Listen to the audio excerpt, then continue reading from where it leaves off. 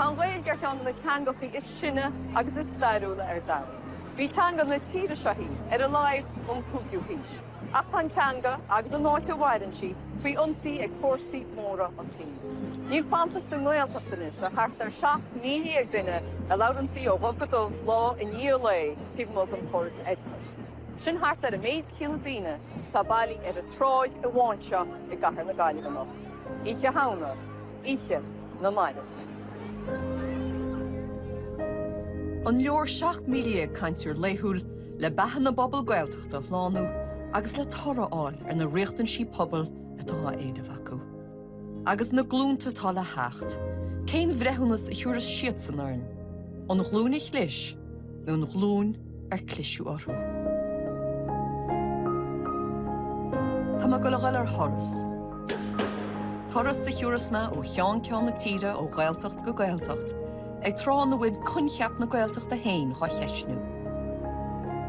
Fisró me, céir tá tastal an na pobl Gaeltachta go dúcha siad sláán is a táin na bhuiidir. Fisró me, Gaeltacht fiche fiche.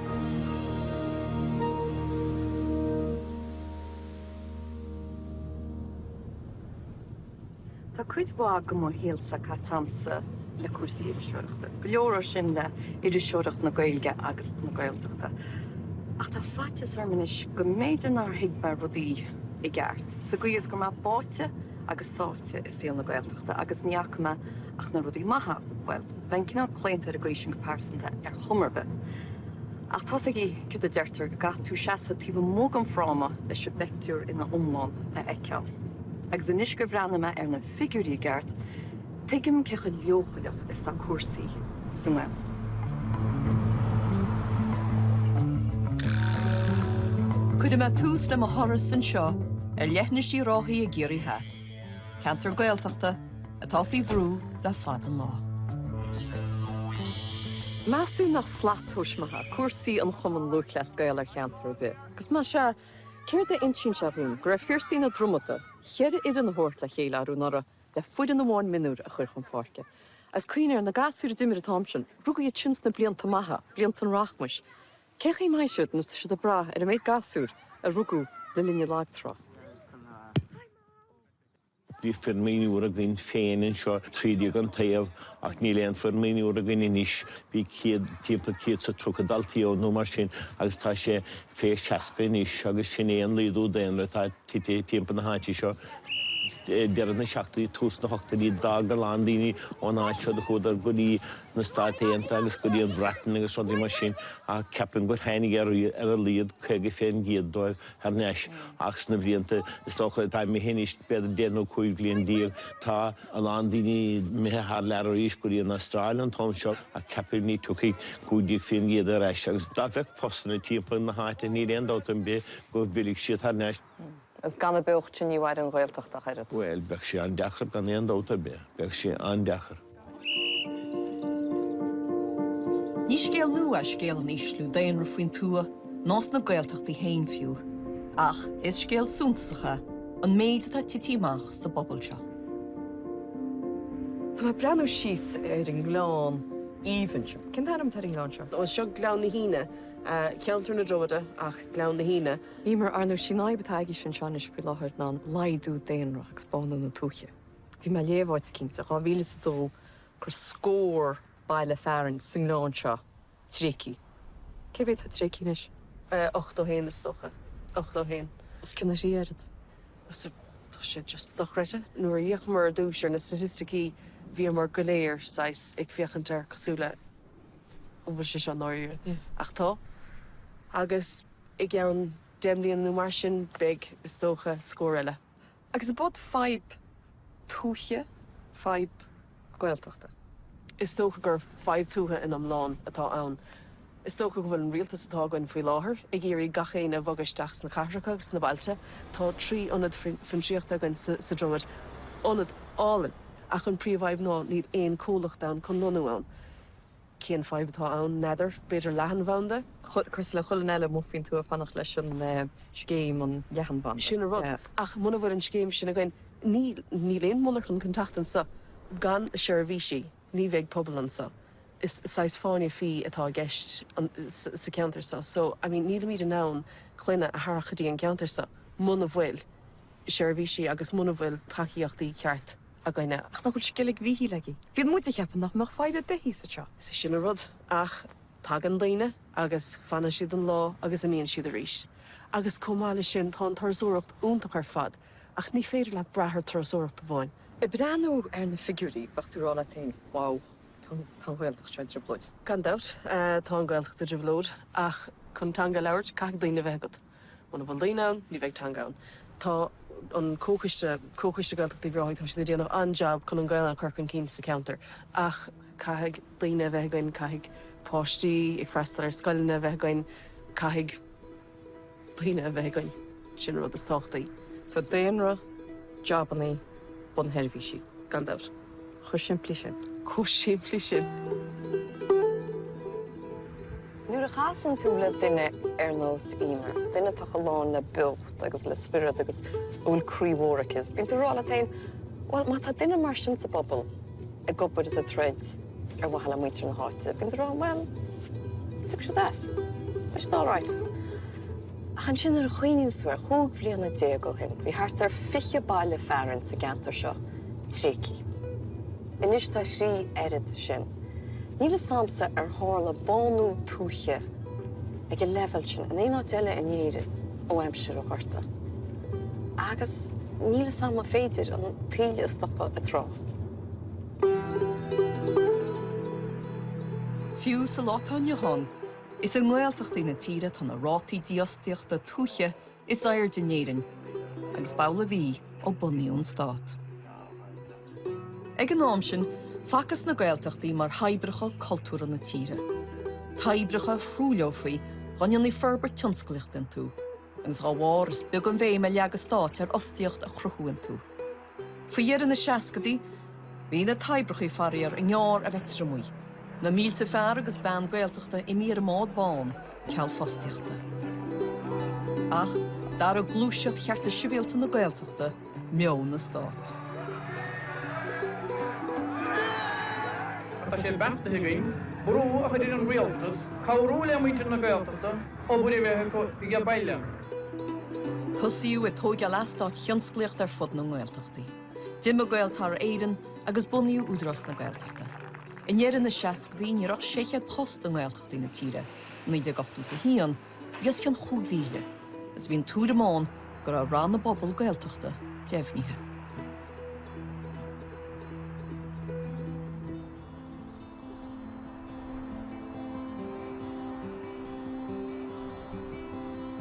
I mór réim a bhí míle chúcéad duine fostín sead a scraban. Ar bhórhór siúd a pléile cuasaí diantasíochta. Ach mar tásain hitte túnas an airnáil sin in neiire na nuchtaí.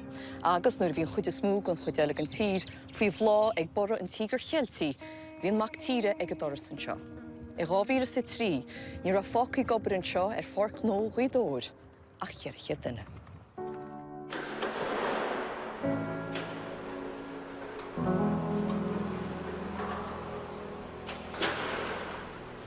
Dugin se seo siar ar bhótaí na smuointú. Well, Harleoch mi se cás cysí ar mánar tan seo ó bhí dhéhhíle sa tríon ón tamad agman ar a dreidúa. Agus cé bhéh bliana chatú gobar seo. Níom bliana. An cid leis ra se cos le bheith gobar seo. Well, éit bhré bhí an le Hebrú. Bhí an na banisteí agus a hanaine inta maid an na Hebrunaí. Bhí foran ágan agus bhí muidir le bre mór le heile. Bhí club sóisialta goin. Tá sé gur go leordaí na pósa chéile sa mna chun teara? Bhí muidir léir mór bainse fásta. Bhí muid. A bhí cracir dóin agus bhí mánar can ceir dúil le bhí an. Is cé bhéh duine bhí gobar an seo an nám? Na rún se? Na rún se bhí harfa céad cuice dain seo agus bhí cuice daine gobar na hafaí gáineh. Bhí néid seo plodithe le pallets len slender tones. Tá go leormar agus fi mún sin a dúsáid slender tone agus seo an áite duine. Seo éit déanua. Dúsáid mar ar céile héna.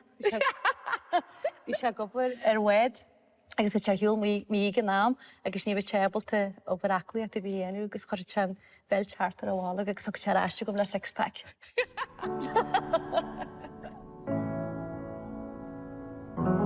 bhí daoine gobar an seo ó trí fáiste agsúil a chluhinnéala go dóir agus na rása. Bhín mórchuid na daoine ag taistal ar wasannaí agus bhí na cólaí bosnaí gró go mór. Mar sin fásta bhí na bancanna, bhí na béalain na hástein, bhí ború meiltena san éit, bhí ahanana gró na mánar caine bhíon seo agus thóg a len daoine a go tithe agus a go tealaí a má has an tairigh go a síú ans na mánar cain seo. Agus in sin hain siú dún máidíine bhhain, go an mánar cain nadrid. Tá sé go sib stanga eisteach. Ó, fuairmid, bhí me dín tá breiste. Bhí me dín tain tá breiste agus ní rosa go dtí gal a hálaú agus bhísacin gomuid go bh breiste suas agus go gahimuid bogu ré go dtí éite heile agus go dtí pasanna eile agus ní rosain bhfuil go dtí gal a hálaú. Agus ag an hám, ní sé bháin a bhí dúna. Le trogan si bhí míle chuúchéad duine a gobartse. Míle chuúchéad, ná tímpah bídeach. Ceach ar hitse go dtí chead a chéad. Bhí stig fáil a brithe bháid ní sére in tíre cas leis an Tín agus sin natirhg Slendertone le goid éhar dhéanú in ééis seodreid. Bhil am bhí sé bugnach doíont chola maíocht nach ráil sé tí nar chuoinstúir. Ní roid ebalta an nóíart leis an Tín. Tá ahanrad genta sa Tíine. So nar bhúna náte agus bhí céad chuige duna fácinn seo ganpást. Imime mór an daine? Jimmy Elena go hála argadí in Australia agus America agus Canada agus Sasin agus chuide acu sí sa tír go bol le lia. Agus bhfuil cantar fós fao scá an grúm sin, bhfuil sib cinnaíon takeíachtaí bhile. Well, sílim ggóil butí te amtíháil agus sílim ggóil daoine níos do hosaí. Sílim fásta beidir na bhína mánar canin seo go beidir ráiris agus go chudaíon seo agus go leachid pástan mar go na pástan na dionn agus beidir nar smuoite siad cin dáir deachra fá go talanniu a idir gáin eile agus sílim na rééis na mána cain go déir daoine sin agus go déir siad gur hasisiid ar tógraí eile agus gur óg siad a ré. Tá buist go cheantar bethe os cin míle post na cháile ach gáitir nó scuidóir hála dochar diabaltach. Ce leibre di me glún omlan ar imirce agus a thionchar sin le feiceán go láidir inneo. Dan Suzanne Samala, when she came amach, as tá sínis ina cúntartanga is scoilinaí cheantar. Sir gáí bhhain sílim go rud maithí bhíon dúsa gur grid an mánar can. Bhí mar sonna séstan agus bhéon sílim ar feitréibh se fáda a ceannas gur bhaigin dú foiáil dascail se suas síl úr eile dú os le déanú leis a choltar agus leis a teanga agus mar sin dé agus talúthar ar an gur tógu máid poisttí ólas a go fríd sin. Agus do chud gasgur héin, tá trúr gasráil nead. Gapan tú go gur is siad san fópatá san ghilteachta machchatte. Nílas gom bóilm daine me heite de le was go dtín chaiste agus a go céimí bhain se má brehin se go dé dhéanaise agus brehin se an méid jobbalíonn seo dífa a bóilm na cinse gur bhilm iad a het nóháile. Ar nó is sé dúlan atá na fóíocht a chruthúgó gan na gailteachta ina gentarthúcha séin. Is ins na gailteachtaí tá rins go na rátaí airde sa tír go gáaltaí a hénta rá ag go tríú level. Ach faríar, ní ile nach céadchtán fíorbheoh gacu siúd ar a máile. Hé muis óchas a tú héna gobar seo lá na hochtúdaí.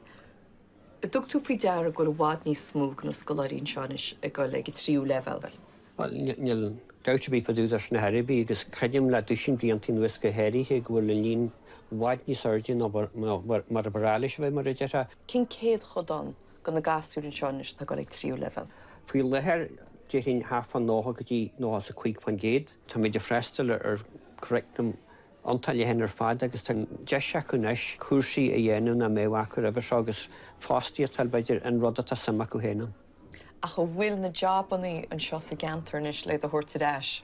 Freigur sin níl. Tá sé de fágal agus tá sé de gemart don na haibaidir nó fástiíad le foiil an sí cheantar. Ach cén túnchart aige sin ar an ghilteacht? Well, tá teancur mórí a craidim a tan ísága tóca le géala go lemart. Tá teancur chuidim dúilta aige sin ar a cheantar a héin gohfuil go bhór daoine le chéiliaad antáir fad na bailin na bháile.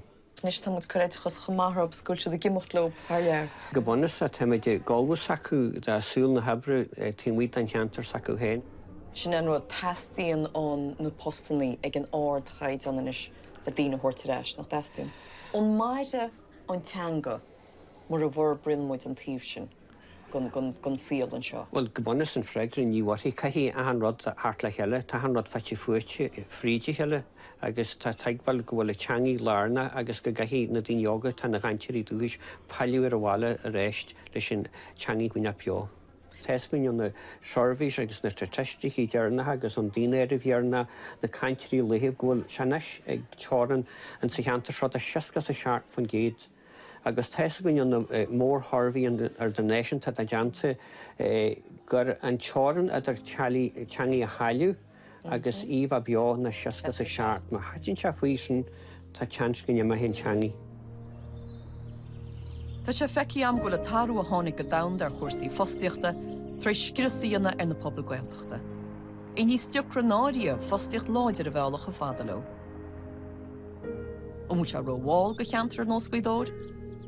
Well, sa géad chuid eile go mothras. Brenna méid a gcinál fostaíocht tá gobars na Gaeltachtaíne.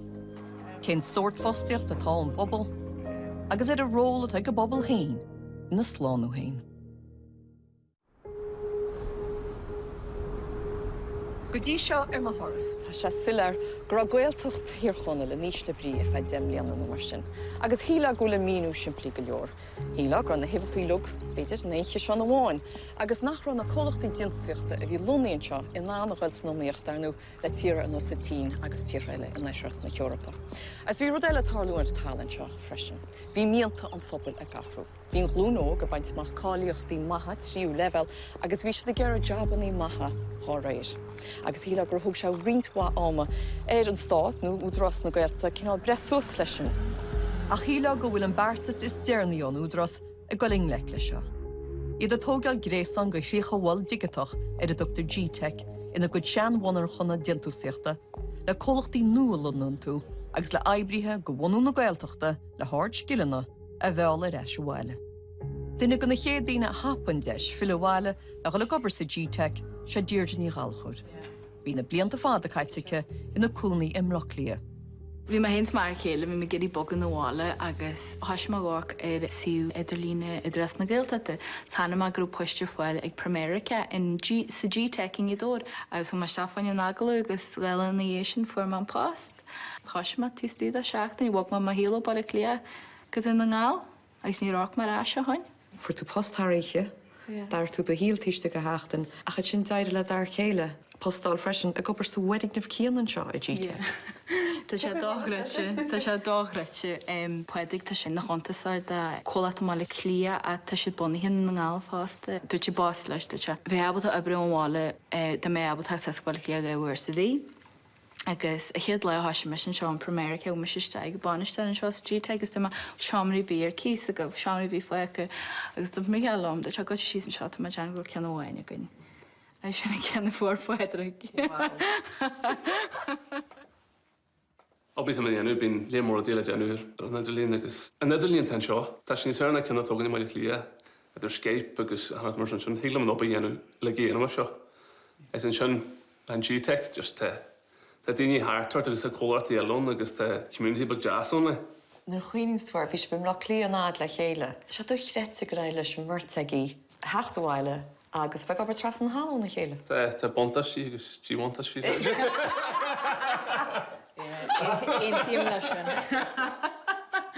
Chimid hela waid ní smó, má le cléal mit mostar seart maid ní go bidin seart an ónas, dardar go bidin hinnéag, ní muid feiceat a Harbi. Fiúan le de iníóg aine stoigúil tú fáin smú am le cahala. Sí waid ní soachlaín seo, smuitiú hans a dóí nólag le rás go bail le cléal na tá teile le cheartart agus bí mit chuin artan sin caca seohain. Agus an local lamart. Cildír an é, rás go bail le cléal. Tá sús le €1 caite ar thugra G-Tech go dtí seo. Tá sé ró nua brethúnas a thuirt ar a level fostaíochta chruchas a gréas an digatach seo, as baile feiceáil cén thorabhaid aige ar go nó san Gaeltacht amachchan seo. 50 km sí sa bóthar an G-Tech ar a ghlachan lia, tá deá hampla an cinál cólacht ar bhaile chula phobal Gaeltacht a bhacu ar leice doris. Randacht teoranta. Cólacht dam de beheicnólaíochta a dionn an taide ceanródaíoch ar gáalaí ar nos ailte agus Alzheimer's. Tús bhí bé mór gentusaíocht ach le betir chuig na sé bhíanana nuas chuig mid bé mór an taide agus forbairt fásta tá gentusaíocht den analyzers behind na biochips atá againn, agus fásta tá gentusaíocht den na biochips I gal raon seo fásta. Ach na slisí se na biochips a tú caiintear. Gun gnád ina Somália, chuirt go dtíreach úsáitiríad lena. Well, tá samplaí a go man seo sampla bhhain, sin tún biochip an sin, agus tá sampla eile go man seo sin tún biochip. Dar ratha steag de gachtar betir an muire na steag dí Nátharlan, betir go lácha si dat fol agus dhéana si betir chuig na sé test an fol. Rud le seo na heiglat Swiss le ceir ha chuig test I dhéanú an sampla bhhain fol ag an am bhhain. Sílan Virginia gur an sin seans a bháid níos feardaid galar cáitinta feicus Swiss lua cosala Alzheimer's, alse, galar dún, galar balag agus stroke. So sin a rud an ála híon seo I gobaí é fi láthair. Is postnaí go áard chaidan na postnaí seo? Tá postnaí ard chaidan agan seo. Tá harfa seaca daine gobar lein amsire é taide agus forbort. A hen sin tá rin gentusaíocht agan so tá máscan da bhí gobaíonn seo, máscan idir taide agus forbort agus gentusaíocht. Betir híle an seoach le nían na mé cholach mar seo an, a credim go sin tá teachta mar tuispanan se go ddígal le cholach agus pásnaí ard chaidan a chruthú an seoach le nían.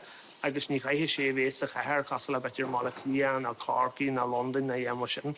Gan údras na Gaeltachta agus an opid a rinne siad le randach sa bheala. Amach randach ar a glachan An forigniu tá John chuid an túdra sin ar fáil de randachs de chéadéit.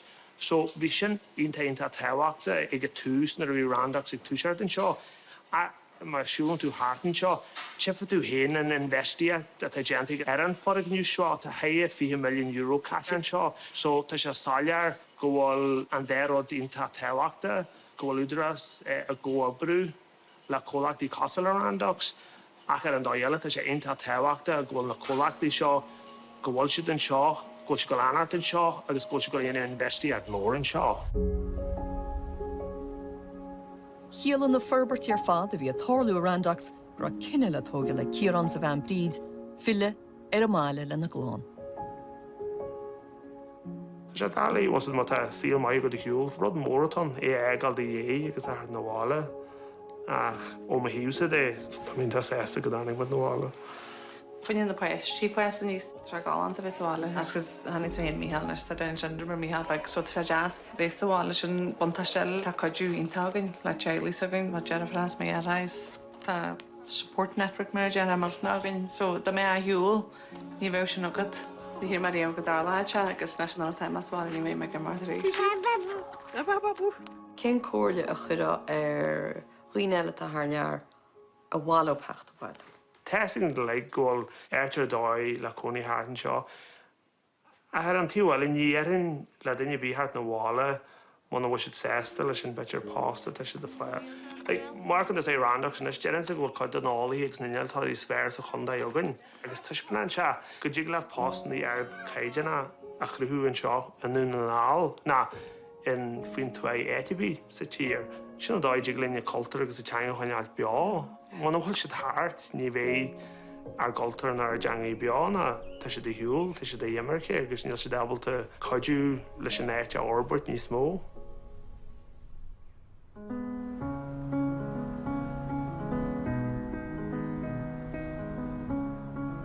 Is cás casta achrannach í cás na fostíochta sa Gaeltacht. Gan Jabaní agus imime na daine óga, dí an Gaeltacht bás máil nádúra. Leinte sin le réisún. Agus le Jabaní cunne tú na daine acha cunne tún teanga. I Gunamara, tá gairí leis na pobre tá gar go chahar na gaiileh fostíocht heasfach gord chaid an na bheala in airnealach na festí leis, ba gairí riomhaireachta agus airneal na meánchomarsaite. Os fuide siaró chahar na gaiileh héins tú, is ánatá na pobl Gaeltachta is láidre, agus na pobl is smú atá gá mánú ag a díosteocht. Well, you're an obbit. Hello, Tavlin. Fair play. Yeah, sure. How do you know how she? Then it's show mountain to Leonardo, ba? She, you got a while. But she got Dirach, while the Dirach comforter. Should have not me to hear about the moon. She, Phoebe can take her while, she. No, Phoebe can take her while, me.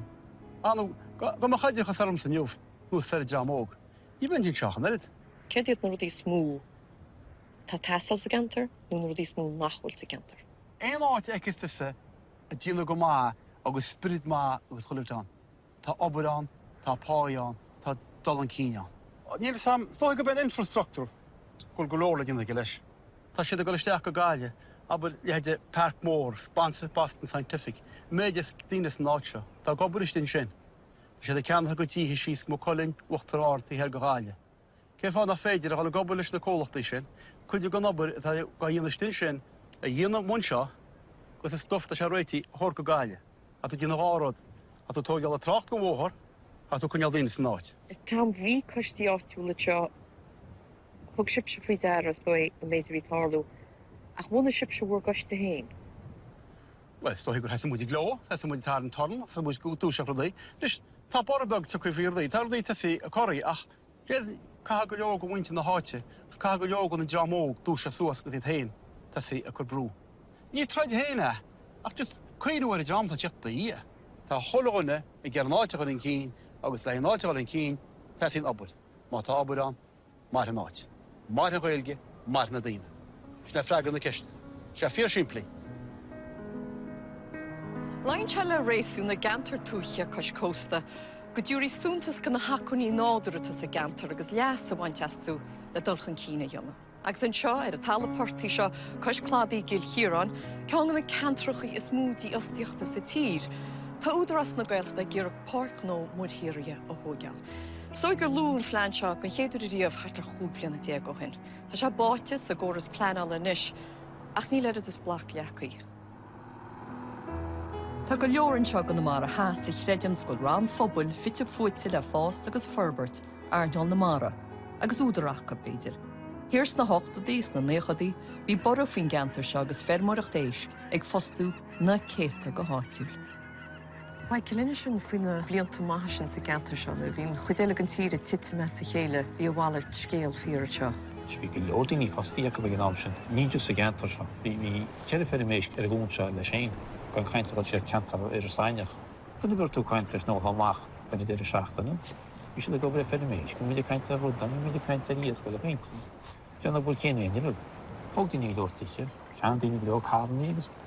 Tá go leor go fantart a bhúna ní rágad ar a bhaile. Tas go se a thuúlagat an dis i bhí ar bharige an príomheta a chur a gobúide. Agus an pontáint éis. Bhí rudí haar cíanna legus na 8 mar chóradí ra hit choir a sa chéile Michael Kifá. Ní nach an óach é an tunsco bh ná, ní sé ach nuige.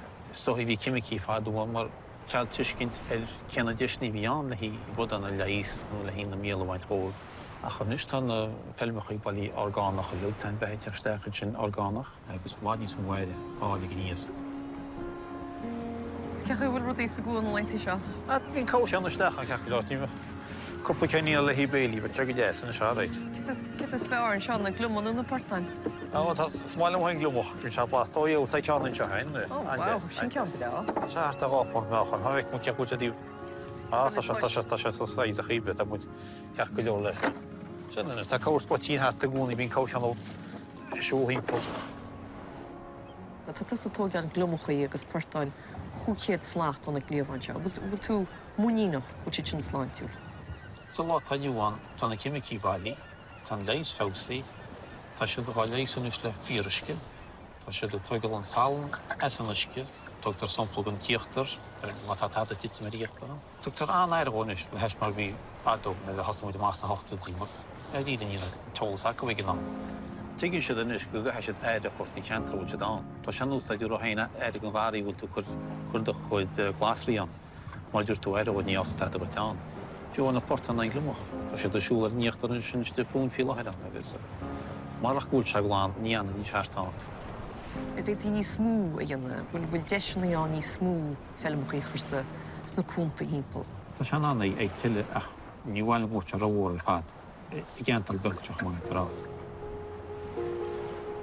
Coppla blianúchan. Naid tú héananas rintis móréile le chéile súna se bheagréocht ansimúil. Soit sí blianach chunis mna mu gasógaí mar na ggéilteachta. Tu muide machchan na heileíad agus machchan na trání sa dtí mar on sin deachtaí cholí se tá náúr neamhain slugéis go dtí mar. Brála tá sé nó spóinte tá sé go choláteiste. Beidir a cúil dé machchan seo go dtí na lítin mó dí sin gobal machchas tionscoil cínteach baint leis bháil na baint leis bhádach. Má bhín an bunóil hacob nach má dúschoilbe. Tá na deisna fostíocht an nearn an na mara agus móróíochta siléir gon phobal áitiúnan seo. Ach cáhfuil na Japaní. Larma le sémas brenach a cha blianta pléine ceiste seo ina chuid aible bardaí scuhara. Tá sé bliantó bhí sin seo féle chu gil. Taspan se cholatá go má faoi buinte chunamara, iascarí, seoltóireacht, tradiisiún, éireacht agus mórtas cinne. Sinna agus tú mun sin. Tá sé sa bhfuile ní léon deart faoi a chuil muid a baint an nóhain úsáid as an nachcuin seo.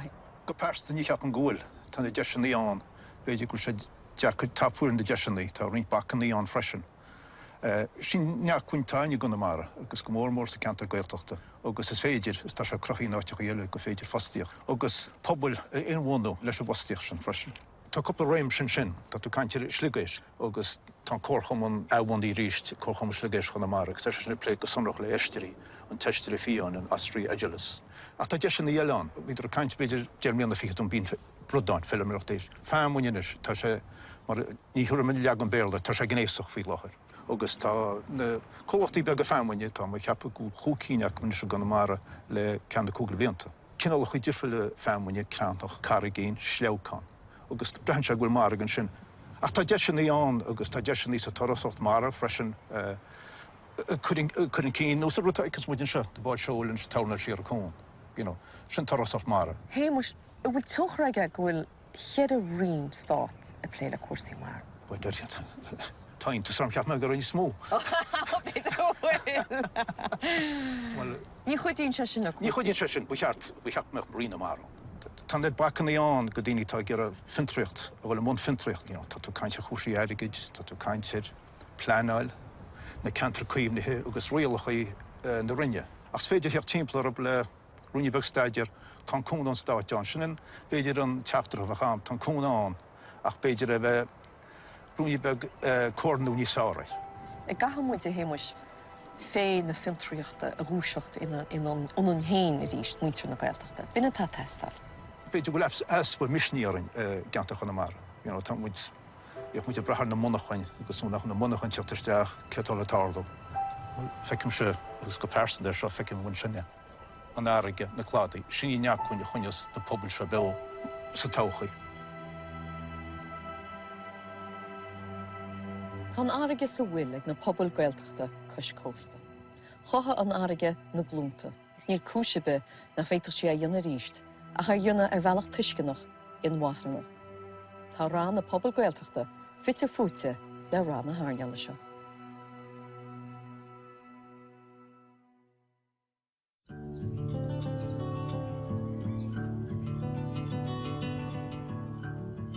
I 2016, dhéal cólachtaí talónaí san Gaeltacht lucht 862 milliún euro garaí is go headbhí sí. Díalú os cinna leising go má chu 152 milliún thar lear. Nis saola, chu ngóchamuiding lech leis na hacuí nádra a tain I gceart, céir a bheith an anchún. Tá an cólacht fullain ar a bhódateo an Gaeltacht bhúscrí leos cin 10 míana féad. Ní raán nach síalbeag a dás is fístí bhíag mórín agus Pedro I Leonard. Tá cólacht duine se fostú os cin 3 scór duine go háitiú. De bhil le Pedro nar a thusní sa gobar I milliún taláin cólacht a bhíon sa a bhnaigh Pedro réide bhí pléile bechadóireacht agus cuasaí meile ar ábhríon tail. Do hún an cólacht tíos fhí cúpla drohéad súrán agus do hún an cólacht so bhís féin agus bena le ina I híl nach maidan benach déile fáca gan éon post againn, so da has ní mar sós fáin. Bhí idir sa cisiúd le haig marmaléid seadóige agus da has ní mar a dhéanamh son. Hannig Pedro isteach sa scéalann son. Is na hochtadaí bhí bara mór gnáithí beaga bígus speisial agus is speisial an taobh tíre. Bhín timppla an am céanna a hasnig cáiscúil huasansa agus hasnig anna chud cáisina eile níorúr chorcaí chomá. Ní níosm cad go dtír gur hála sé a hála sé go mórmór a gorcaig agus a géirí. Bhína gur físe agus go bhecadar go raibh bí anna bha an sothagain agus ná gábheith a thuúta seach ó éana áteile agus go raibh na cóáfar a bhar a gin más máileat. Dairig ling slí bethe bainteachchas agus sinna méid bhí bhain, Tá sé bhd níos mónis ná mar bheits mar réomh bheith. Iach se bit seo gá cúna ó údras na gailteachta an chéad láú. Sáilíam go mech. Mar. Is cinnte go dogann siad córach. Ní bhí méidir bra go thomláán náisiún lehamláán dheontar sí ná rud éiad an tóirt san táid sé gána í brathir fuláin a dú agus agus i miadú an támar fad. A bod an sort múmba, muintir na háte hain a bunú cólacht. A fastú an éirid go muintir a háte tá se le ná. A bod an sort múmba go cheart na bailánat na gailteachtaí. Is toch go bé agus go fáir skillan a chéimh nó agus skillan nó úte se chomá. Tá anna híime go féin skill chum rud a dhéanam agus fé crochoch. Agus is tálim go bhfuil muintir na gailteachta crochoch. Agus i teach seo, ní an deag faoi ach go muis na dúchas. Cá rá a bhíhís bhór a tá bad a bráscis Tá ná fuil. Sú talún áon going óh. sé ceamsa príomh idir se bhí go láin chum le marmid óráiste san bin ceamsa cecing lehras máir. Bhfuil se bhí mór an ó hen. Tá tá líon na dargaí méadathe ó hin. Agus dag an nachrú bhlas an fphobal bíon ar na targaí óra a chrothú. Se sin an jabbathagam sé hí san pas agam a chrothú targaí óra. Cha sé gur an bhuiín ag bhfuir dismuí anót. Is sort of bit go raibh. Mar gur le hairecht a bhí marna techaige plastic an vertgin an Sovian agus chun sé go bacht is sort. Bhein a súil sa táchaí go méimi sin an roiint ar chomhar ás agus targaí nóíanamh do fáin. As bín té hín siúlach scéalach, bín chéin do bháil ar a móhar go minic Bíon. Tá sé berta an taistil go Korea dróidir na blianach an rein taide dhéanamh ar kimchi. Kimchi se cabáiste go péthe. sé sin si chun posan nach chaibh nó nach chun a bheith cháimse chun cimad so station pasiúnas chun targaí nó croch a chrothú. Gapan siad go mar se fantas an ghilteacht. Morach an cólacht eilmíse. Ní lei go mé mís fós réiltecht mna bhah post goin stocha ná meach. Agus is tólam gur úntaach nó sinna gúil á dhéanamh fláin chomán na postanna maithe lán aimseach a chrothú sa réilteacht. Hasí an buntáiste Kings nó rud a cin sa mreis ó cheantra faoi argúlta le gonólachtaí a bheall. Agus ní bhíonn se gúnaí sin ar céanna buntáistí atá ceantra faoi gailteachta atá go chuide smú scoite má. Ach sa scéal se, daim se chlán í Leonard an buntáiste a bhí acu péin. Chrutha se táirgus aniuil a bhaint úsáid is ceird a bhí go muintir rúmpú. Agus tá gaiirí lob. Tá cecht le fólamid seo i máile bhórne.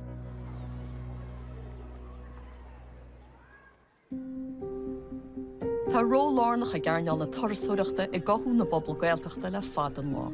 Is tá cheonchar níos feicáilíonn seo in megan í chúis ná aon cheantar gailteachta eile. Os cin milliún tarasúir i teachtain seo chula bhbliain. Is léirú an tuiscid an mar a beol ar na deisinaí hagans le airneáil láidir tarasúireachta.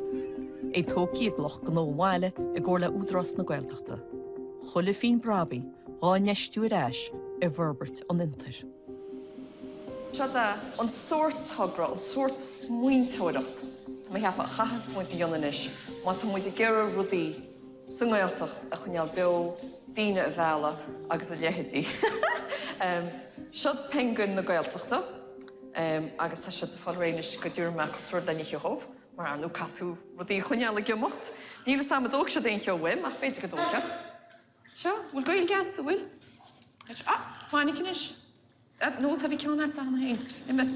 Gach éonáid íos go gine stocha mór hí an da íos gáitiúil chum meile na seircan san ní híáid sungacha an lá, a peongáin again, há madirí íos again, gach éonáid rud. Ach rud is málam ná go bead locht gnó na háite. Tháinig le chéile as a hocra an áit seabhónú. Svísacha go raibh rudéint tásáil sa dagan chun daoine bhelansa, chun daoine chmeadansa, tagan daoine isteach fanna siad íomháin agus an rud tasímhaíanamh ná go bhana siad níos fuide seachtain nó mar sin agus a méad rud í hála déanamh fuide fanna siadansa. Leis na mílte duine teachtain seo le bblion bachtarrála tain, tá gailteacht se slán. Ach an sin Tá cin troch tionchar sin an hang go frisin. So bhfuil gá héamh le rudí gcóí nó bhfuil níos mó daoine teachtasteach nachfuil gailnacha agus bíonn siad le béle, but fós tá sé go húntaach nuair a chluisin siad mission nó den caiintle den teile as gaile agus bíonn siad le ó sé sin go húntaach é sin chluisint. Tuann sé sppraag a dómh san beidir an gailn a rálam chomá. Tá fuileach jobnaí agus go réonhad mar sin mar jaall an trasóireacht agus mar jaall an líon daoine hagan daon áit. Agus blian blian ha sé méadú agus is rud maihé sin den áit há job gom héin, há job I suppose na mílte daoine eile mar go bhfuil trasóireacht san áit agus go bhfuil daoine teach go daon áit agus fuair a bheith feidh mór an gin.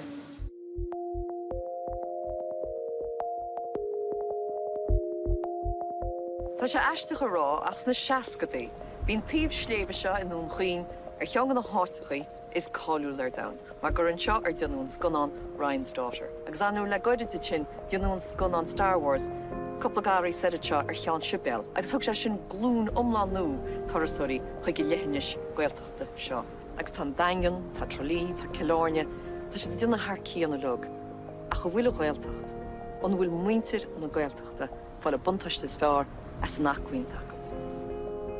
An seo immol leithnis chorca chuoine, tá ionad clúteach potaireach de Louis Volcahy, agus léargus grín fáte acu le scór bliana an nós nósnaí tarasúireachta an cheantar. In chéad céim ná an cré lornú, so was an iscéir an cré, agus was an pasláh just chun an bombsfáile machchas. Ragan daoine timppla smell ó éigen le thugann do bhaile le giantas an áid a bhainein leis náid tá an spráitas na dahan agus na crutnas do taco náid. Thug Louis cinenne blianta hin gan na potaí chuir seacha go chéan siopad so nar hagach daoine seach chiidir go rud nuúil rud de friúla se de fad dianta níle dianta éana ceile agus is cuit an gaiilteach agus don counter há daoine tú do bhaile le. Agus a bhfuil dhéad a Louis fós baintach leis an dear agus chuile an obairlug. Ja, dean se deir go chéan a hat agus bín se si go chéan lá. Heapannach mar se for job fomsa? Ásáil mé na sculptural pieces is in abstract. Abstract bod san. Sin é. Tá maid na cruiscín. Cruiscín, ja. Go teasta? Sounds good. Ach, a dhéir na dála, mórach na tarasóí sa geantar seo, mórach mé daoine hagann sa machchas a daingan. Ní bhhairich sibit seo. No, ní bheith an deachta sé cheann, ní bheith an an daoine reachtan sa counter chun gná mar seic me macht. Strong goil an trasóirt táchtach a cha sé táchtach sa smacht éigen nó troú éigen dhéanamhéir, because blianta is trasóí le just an lá a techtach ó calárnú, fiúhain ha se de fógraíochtta is trosnó bhlecht lé an lá típla cean sléas a reis go bhlecht lé, ní hen sáfésin da dhéana an cos mér nó ní an bhas an counter just tá se líana suas na bóre. So sé an dúchláin in is ná idir daoine muoú síos fagáín agus síliad a fáil chun techt agus fnecht reinint léintar an lehanis agus taihí ceart fáil an counter. Ha méid sin a buint leis an áid an tanga an ceol tá an dúlar an rair can na daoine agus is chuid táchtach tá sin a fad an tanga agus is bhuiig sin a hagan na bhís an fadstan.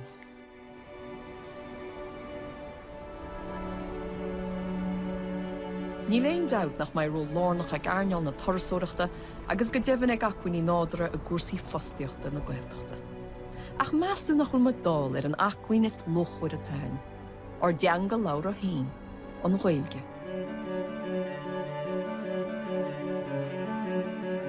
Ó bhhaú an stát agus Riverview, tá airneall na Ghaeilge cruthú deisinaí, agus ní fearracht airneall chéile a tháinig agus a duime.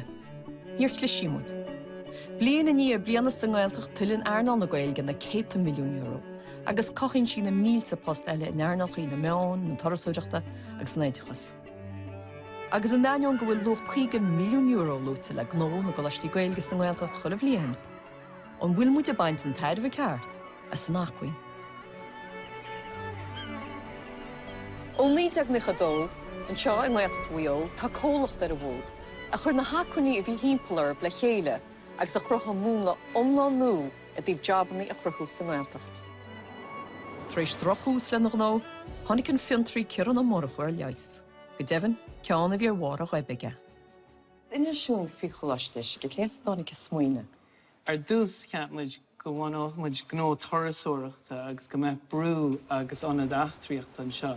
Agus ceapmuid go mbeithmuid mar millionéir tíh si cúpla blian ach tréis blian óháin, tréis €50,000 a chailiúid. Rinne mas dearbid nachrá an torasúirí le fáil sa cheantar. Agus dúirt muid bhfuil tá rud faoi le ag tastalhain man támuid go marathtal blian eile an sin thucrímuid cimfáin a chéanam na ddíireacht chláiste héana bhhaine. Agus má ceanglíonn gaeilge le rudaí cinálín tanmhach ar nós surfáil tá marciad seoltóireach, chláir seoltóireach.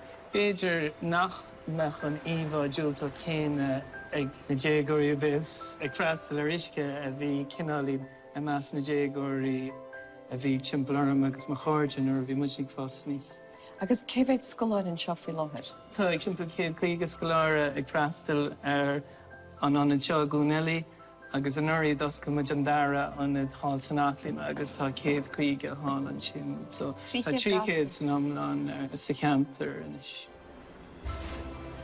Ceapan go dógan isce isteach garga 2 milliún chuile saoire sa cheantar. Tá oscan cuaig duna dhéag fostaithe agin i gúnelí ar fanna bliana inis agus fichim ná tí fostaithe agin. Mar gheallar sin feictar dúin go bhfuil íomh dearfacha ag an pobl ó thaobh chláisteisceide.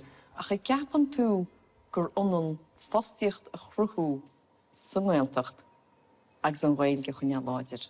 Céim a héine fostaíocht ach caithínú húdaráis bheith cuairmach go bléonn siad cuasaí pleanáilte ag an am céine agus ceapan go gaiimiid swinú níos leatlan na airigid. nó fiúán fostaíocht garthéarmach.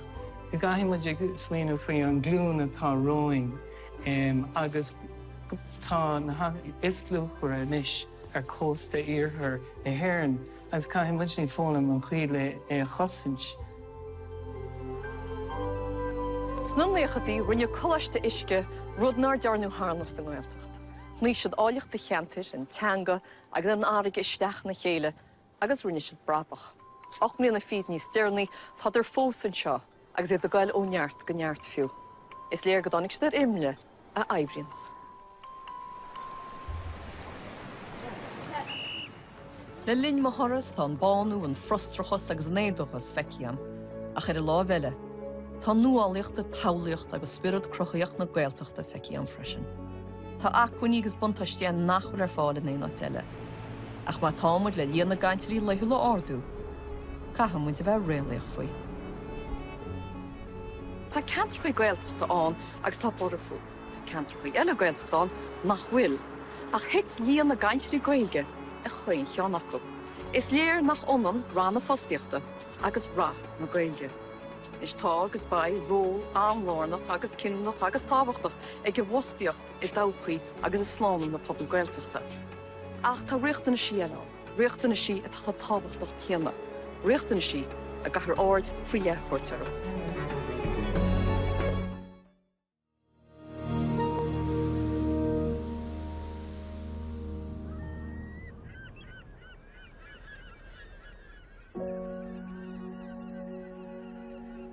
Níl fácaí ach forchaí, creatlach lom gon síl mar a bhí. Ach bhí ámán nuair a bhí chula cheomhí teastal ó phobal ar fáile seo. Isce glán, mún le dó, bheithe agus dídan. Na bun riachtainna sí a heastíns bhainelog, fiú an sa láta an Johan, ach bháin go listan linne seo níos fuide.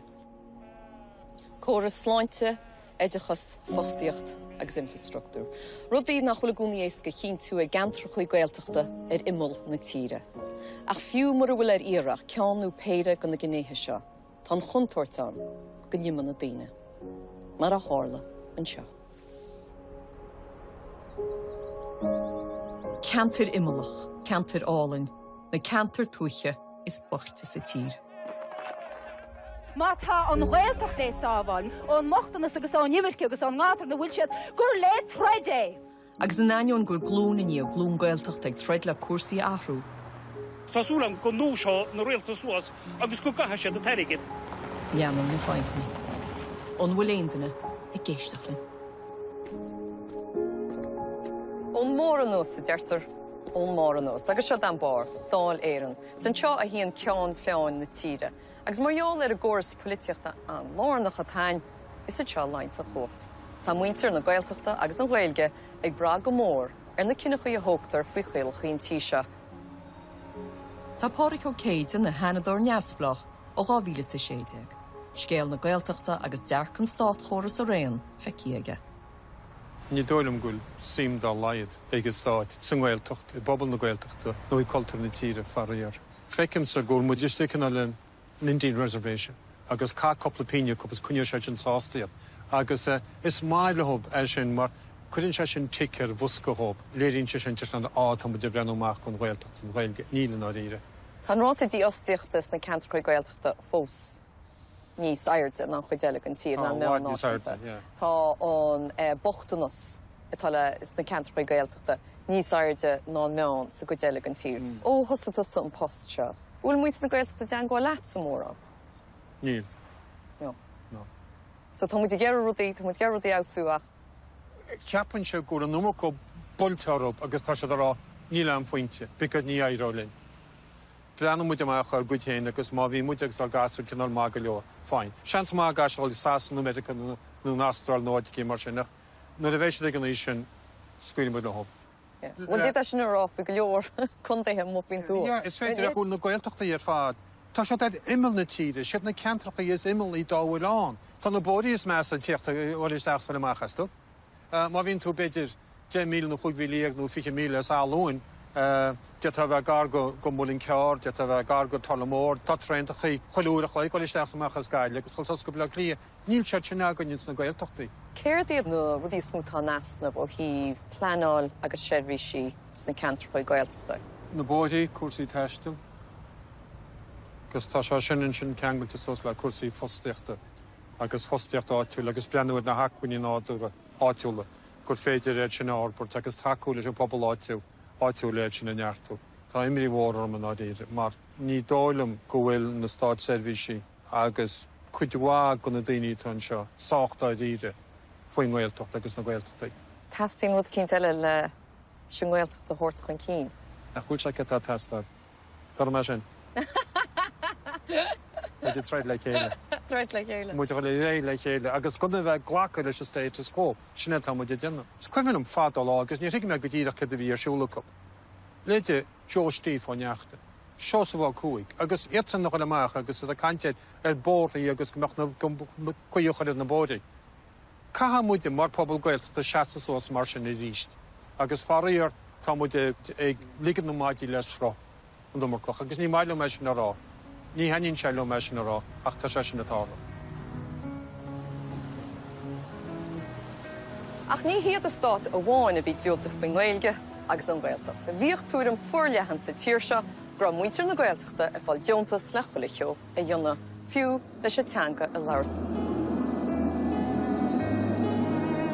Ach le fás do chóras Gael scoíochta agus méadúir líon na gaiintirí léithúla tí bh móg an Gaeltacht, is léir go bhfuil tromlach na tíre ar son na teanga. Ach le go mair an teanga, lein se le rééisan gur gá go maireach an nó Gaeltacht freisin.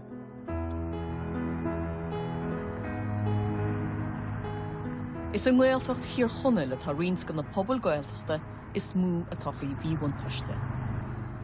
Idir rátaí díostíochta agus aspa bon herbhísí. Le hacht sláán ar aspa seirbhísí tá muintear a cheantarí a thain seasta sa meána. Chur an ionad ní Pádraig seirbhísí pobl ar fáil. Tá máirí chó lárnach san ionad ó bunaíoa a 2006. Bín me tuirt cuaram dá a hanaine ó leanna go lia, tá grúpa tuismarígus leanaí agan, tá club óige agan, tá an club gleachíarta arsúlaniu. Agus tá céad agus u dé páiste ag freasta ar anamach sin a bhhain inne. Tá céad sé gasú an seánniu? Céad agus u dé. Wow, Marta mad sín seo agus hannéir a tar an na hímpleirn agus bus go se álainne bheith sí an ionad nachhfuil ciún. Níl se go hí ciúne sin seo. Lepané.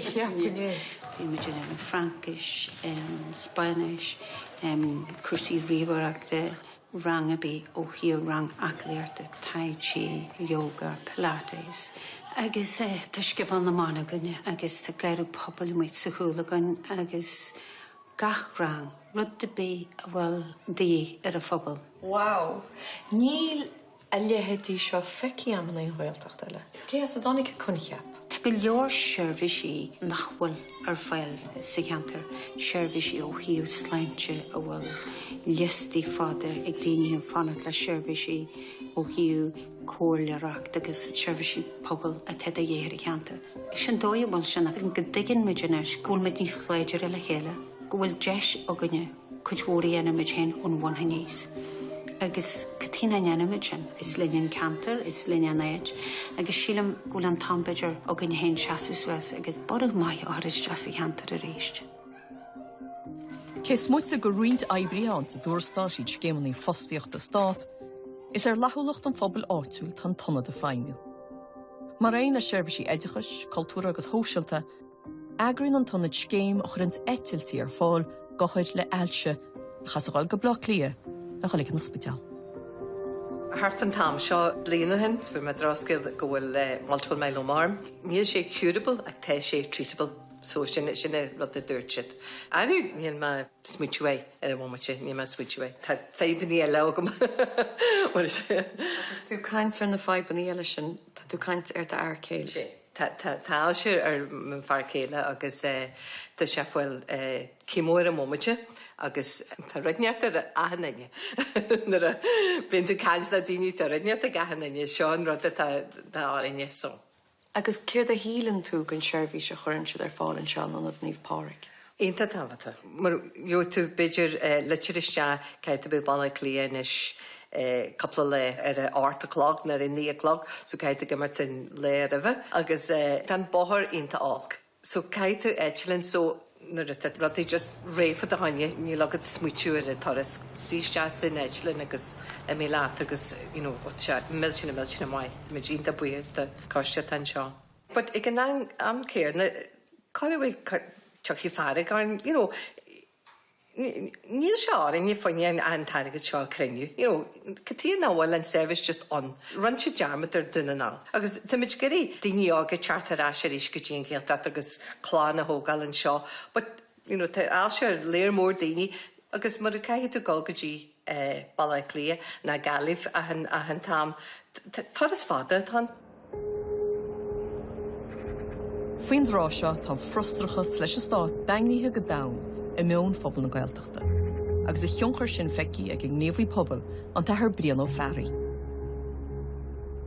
Tá sé táhairt go mó seirbhí sin ceantra hamar seo má tá pobl le bheith beá bríomhfuil. Go dtíon na mé duine fan na mé na seirbhísí a gin seo agus sa tein sa bailte móra na sa cara móra, Tá duine díal cain cos le hanna le fásta agus sé a cheart a gine lefuil cíar na seirbhísí a gin fan tíú seo tíre. Bhríon bhfuil se in ámáin mar phobal gaeltachta dúiseacht.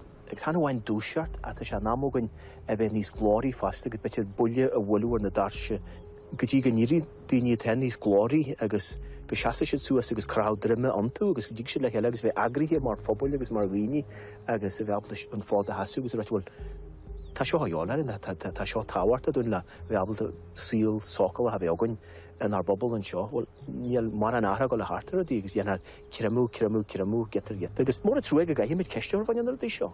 Ach, táimid faca ar gháir a tráalú an seo fan tíú seo tíre, níl sé ceart na cór a bhfuil ar bobbal an seo. Tá go leor ceistena go dtíar an eistíart in san phobal hen, óna húdar a sí. Céad a hílann muintir an cheantar seán, an ghaeltachta le fin méid seirbhísí tá ina gcuid ceantar hain. Cydym rhan cymryd yn chantar yn omlaen, mae'r chantar gaeltar. Ta sierfys i on carca leor. Be me John Rick agus be me firinia fu da fast. Ta sierfys I angaru agus a dorti holo pobl fast. Agus corn sy'n ystar gini, corn sy'n ffarag gini, corn jan sy'n dyn iamni a bwyr agus fa. Cydyn techi togun na gabirwyd agus. Beth yw'n sian amog yn hen, mae'r wynt yn y gaeltar, ta cestir ar yn hen. Cydyn ta wyn mae'r gaeltar. Cabol ar drial, corn me di gan. Tesugyn cysydanig me, tesugyn cadwol me dyn ysia. Cydyn ffisio togun. Agus bhfuil féin bheas na bhfuil mórtas cantar na mórtas cinne sin anna agus má tá sin anna lastan ar grís tí mar an grisnúda cé na spragan mid le cin mid tá nasnú dhéirí fásta agus gan ogla bhéarin ceiste thar fan haine na larug ceacu halfan na haine na brú chu na chuidir a sí cíhil se a ghúlgus ce go rartúla na ghúlgus a brinn a go bíad arú na seirbhísí se thar fáil dúin. Má tá behanna cantar gailteacht ag brair ostíocht agus bun herbhísí pobl, tá se bra freisin bhíon na bobbal gailteachta an Ghaeilge a labhart. Imol gailteacht ó Cuillinn tá scoil náisiúnta an mhaile nuaí. Scoil a bhíle dúna 1978, mar go dog an pobl áitiúil dúthláán go chinine an stát. Tá go leor straintear é tíochtta sacrúsísa a Cuillinn agus ní ar an gombeach an Ghaeilge chamáhannas tá siar sa gentar seo. Tá pí a chuin héana mí ar bhealach a cinint, bhil sé mai mí an scoil. Ach ní the daine na scoil ba Cuillinn, tá muid gíar a scoil sa bheits a gentar, má cháil muid scoil céir eile bheits againn. sé cólín ó gáháin caithear lochbard bainisteachta scoil mar an nua. Is á gharchlodanis ar a gearú glún go bhaintearí gáháin atá freastal ar scoil. Dúna an rialtas scoil baile nua. Bhún siad an scoil go heficúil. A chéis 8 mhí ar chréid, agus na daoine heisiad an fód as a thug siad isteach ír scoil áirí agus na túismothirí iad héin chun na gasar a bhúna. In dhéidir híad háil, doscail siad an scoil go heficúil a ríist. Ach marach gur heas na daoine le chéile ní hálach sé sin. Mórach an seasta sin. Gapan tú gomach an Ghaeilge míos a gentar seo lug? Ó ceapan é. Mar bhí sé drag amach busannaí teiste le cantar baile nua go mo Cuillinn. Amach na gasúir ná se meascaí le gasúir sráidhile mo Cuillinn. Ní bheith an Ghaeilge siún. Ach nuair atá siad sa scoil seo, is Ghaeilge fadatá láte acu. sé fíor tábhachta go muinte na háite go scoil lán Gaelach an seo go deoin in neoir, agus béile chuna dé. Le gairid, bhí seas eile leideanna ag pobl scoil bhaile nua. I rábhílí sa hochtéag tá gún deis go scoil na Gaeltachta stáda speisialta Gaeltachta a bhaint amach, faoin bolasí nua éidechas Gaeltachta. Bhótáil 3 scoil náisiúnta eile i Gaeltacht ó Cuillinn gan an stádas Gaeltachta lorug. Sa bolasí nua seo bhí clár tomáidechas chábhlíonn, trá nach múnaí béarla ar bith i rang na líonán. I ríos eile, bhí cinenne le tógáil ag scoil bhaile nua i le an Ghael scoilaíocht. Ná iad a píre nuair a chasmaidir chéile mar bór banisteocht. Bhí muid nach chuine an chuí bhfuil muid látá neomhan. Mar is scoil lán Gaelach a bhí ann, so ní rá cinenne mór le díana againn. Agus tá agan go bhfuil sim ag chuile réide tá tíocht an seo sa Ghaeilge agus sa cultúr.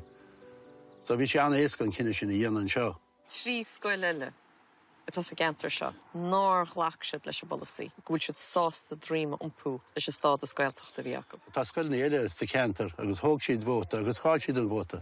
Ach nuair a chuis siad gon bhóta sa scoil móra má chuireann ceapan gur 60 faoin géad in ag 40 faoin géad a gcuine an Ghaeilge. So bhí bhóta mór an sin 40 faoin géad ará go ba ceach go bheith an Ghaeilge an a gúnaí. I gapan tú go maithní smútóid ar scoil seo amach an seo mar sin? Iar ceapan é, mar tá go leor daoine má chuireann go bhfuil simachas an Ghaeilge. Tá daoine tíocht an seo mar gheallar an Ghaeilge. Sin an tain scoil Gaelach an is ó gaiide go chlochan ar an móthar mór seo. Agus ra éon imní ar isise faoin tomaidechas seo, nach múntaí béarla go na gasú go dtí ran go híam. Well, ní náir a ríide mar na daoine tá tíocht an seo tá simachas sa teanga, tá simachas sa cultúra tá gceist an seo sa scoil seo. Agus tá mar dean baródó leis sa cantar agus é sa scoil. Tá chun gorucht go chathair na Gaillimhe treis bora a chur fiú Cuillinn. A chur onan an bora sin le forbert le fás agus le treisiú na teanga. Loretta, tá muid sitin seo tú mugad a hecht, tá muid sa Gaeltacht. Bhfuil Gaeilge sa gentar? Sóid tá rint títhir timppla seo go bhfuil Gaeilge acab agus an sin tá cíine ar an nachhfuil. Agus bhí sé sin mar chéile gúna agus mis fás an níos ní hé gur áit an sever i dtíobh na Gaeilge í má Cuillinn.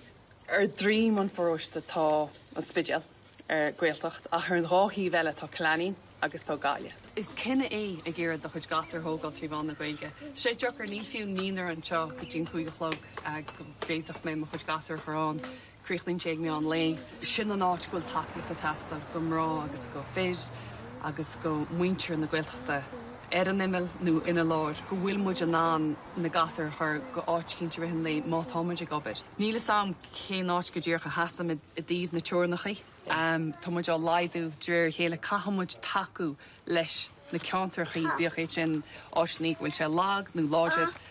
Cámuid taú leis na daoine tá gur fannacht sa glob agus gur fannachtá.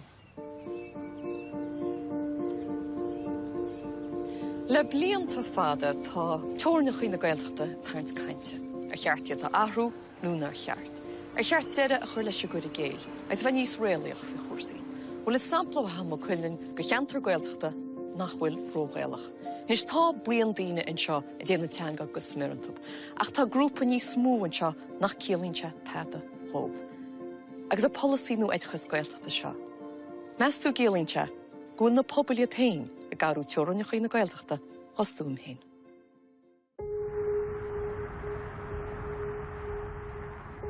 Le blianta fada tá sé silar nach rá teornach na gaeltachta réalich. Nar ina siad fírin scéil mar a déra. Mar hampla go hefigiúil tá scír wá go chahar na gaile bheits an gaeltacht. Gunneamh hefigiúil tásan in leog nach bheith tá gaeltachta hortéir níos mó. Agus más an go gaeltacht a bhfuil se nám galing lec leis na teornacha. Rih níideag fiche sa sé ní a lehétí go rudáin agus cantar gaeltachta. Nor a buníún stáit, has si de chur spéis na ceantar go gaeltachta, mar bhí cean na haiminí a bhí go stáit ná an gaige a bheoch na fún na tíre. Na háit chu gorm seo, bhí siad sin an gaelach mar sin. Bhí chuid an cháiltecha sin nach rá béirle ag mór an daonanta, agus bí na ceantarcha fíor gaeltachta mar a thug an stáit ar a bhí an amang, sin bhí ceantarcha eile nar a bhín gaige i gáil léig, ach bhí golóir gaige fósaigh daon antab, tu go golóir scéimní isteach, mar hamplan ach na dithe gaeltachta nédiog fehanní, thug se sin Jontasaí de roiine le tithe hógáil. An sin nédiog trí tu gusteach de scéim leirt na gaige in ar a Jontas le fáil ag chuile heilech de chuile gasúr ar a gaige wachachob. So bhí golóir bontáistí bant leis, agus is dócha beidir go cothise began éad agus began siniciúlach freisin, tá an meon sin go láidir a gcónaíán sin trúé. Ach ní léon dát fíoch rinne se an les den na ceantarcha is buchta sa tír, agus bhí na ceantarcha sin fíorhacht. Níideag fiche sé, níideag chuige sé, laide na cantar chuig mór nar laide. Fui néidir chuige sé, hiig siad nach ra an abheochan seo a bhí le tarlú, agus go gafií bheith níos réadúla. Agus is gur fiú an léirú níos fá ríis túnacha nu ra hagann tú níos scoide go na mápaní. An seo a gun dé na gaiilbh, bhil se an mápaní de chuige sé ach sin martá se fós lá an Johan. Tá níos mó daine na gcónaí sa Gaeltacht i gcathair na Gaillimhe. Tí bhí stiad an chathair ná martá i Gaeltachtaí na mún ar fad le chéile. Sa sin an Rhein, Gaeltacht bhúscrí, Íorthar Círí agus Íomhráthach le chéile. Tá má ghlacha leis, gúil tú gon túrim láidir, gur seafóide sin agus go cheart na cantar seo baint amachchas as an Gaeltacht. Well, ní háin gur seafóide ach is chumó airgide, mar tá go leor airgid peblií le chatha múin is ar pleanáil tangas na ceantarcha seo álas gur ceantarcha Gaeltachtaíad. Tá tahantas céanna Gaeltachta ag tíorellan chathair na Gaillimhe, is atá an Gearan Rua nó Litre Mór nó Litre Mórán. Agus tá an targid céanna le chatha bhar an pleanáil tangas na ceantarcha seo nachfuil gaige befantantab. Ach nar iad tá sé ná going bheith réadúil faoi cáil an Gaeltacht, mar go dtí go méid réadúil is go méid fearnach faoi de bei sean deachar go lín lech leis na feibanú anhúra tangóíochta atá le réiteachs na ceantarcha nó an gaige fós de chuomhnúantab. Agus níos Gaeltacht an léineo. Le blianta beganós le brise síos níos minidiantar na teornachaí go hangóíochta. Bé seo íireachta bhí déanta tócha cinál brenn go réadúil ar na ceantarcha Gaeltachta agus ceirí na ceantarcha bhí láidir agus ceirí na ceantarcha bhí measar agus ceirí na ceantarcha bhí anlag ar fad. Ní léon aitheantas fós tuchaí ag an réaltas den na categóí seo. Stochaí bhfuil rudaínis bhí láthir. Láidir, measra, lag ó híb Gaeltachtaí. Tá staidir seo réúnta fíornach an aríre. Ach na categóí sinnig na ceantarcha na bhétí ará go bhfuil an gaige fós a úsáid mar hanga fphobal. Níl gach ile rud ítachs na ceantarcha sin nach chian, agus an rud is táhairtí gomsa ná gnéon fí na ceantarcha sin a neartú leis an próséis pleanála tanga, agus gur an sin a dhéon fí gach íireacht leis an gaige chuomhnú na ceantarcha sin. Fear mathematica thu hain, agus beidir go míocht chuin an táhacht amhain leis an 67 faoin géad seo, gur bin fíorghailteach, má tá 67 faoin géad nó sa cheann ar gailge go léithúil. Is an 67 faoin géad as gá rion den phobal. Agus má tá gá rion den phobal ag úsáid na gaige go léithú, cílíonn se gúil gá rion den phobal lífas an gailge. Ach nuair a hitann sé faoi gá rion, titann se an toban ar fad, agus titann se go dtí hartar a leir agus nuair tá níos lúna duine as bertain an gaige leirt an áíre tá sé andeachar go gcuinófií imachtaí ar bon sa phobal tre gaige a bháin. Mar náíir i deireach ar hall san Gaeltacht ní tanga tíorgráí is tanga commerceáidí. S mar bhfuil an commerceáid go héfat go dhéanamh an gaige na daine san Gaeltacht úmpóí daine ar méle. Caafar commerceáid dhéana agus is cum faoin tíorgrá nuair atá riachtain is commerceáid an. So tá an seaca seach fan géad fíorthagatach go mbeadh méid sin caintóirí líofa gaige sa phobal na go bhhétaí gaige chuineáil in uachtar mar hanga phobal sa gceantar sin.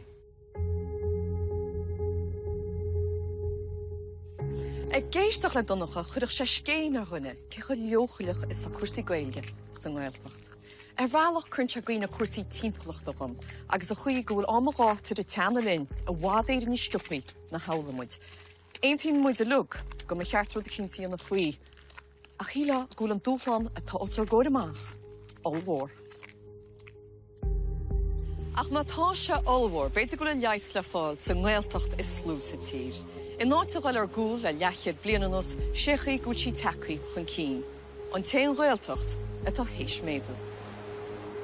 Deirtar a gcónaí gur dtíine sais eite sin an sas raing, bhfuil sais mion na nileán a going go digan maintar na háitim, so bhfuil rud éige loch mar a baint leis sin teanga agus bhfuil loch a baint le bheithe a bhil, agus is siad maintar na háiteach mád bio. Ní héan rud eile, ní héan agras stát, ná ní héan agras eile, ach maintar na ringe agus an tena phobal héin. Agus a bhí tú sa fós níos, cé bhéh teilech ag de scoilínsa a bhí a dógeal le gailge?